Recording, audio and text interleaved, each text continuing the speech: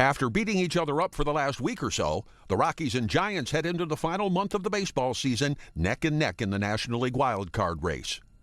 After losing 3 of 4 in Colorado, San Francisco roared back with a 3-game weekend sweep of the visiting Rockies, who led Sunday's finale 5-2 in the 7th inning before Edgar Renteria belted a go-ahead grand slam in what would become a 9-5 Giants victory. After suffering a season-high 5th straight loss, the Rocks are down, but they're not out.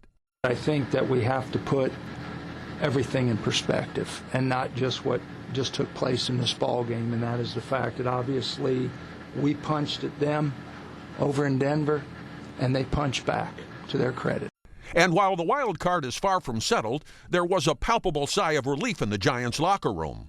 It's extremely critical because it could have been 2 games back. Now it's even. Those 2 games could mean a lot at the end of the month, so having it evened up, it's really in our favor right now. Everything was in the Rockies' favor for a while. They began playing outstanding baseball not long after bench coach Jim Tracy took over for fired manager Clint Hurdle, and were taking aim at the NL West leading Dodgers before their current slump.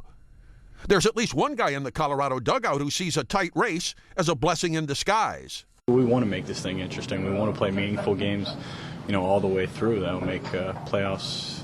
If we're fortunate enough to make playoffs, it'll mean we played meaningful games the last month like we did in 07. I think that prepares you better for the playoffs. The Rockies won 15 of their last 16 games in the 2007 season, including a victory over San Diego in a playoff for the wild card.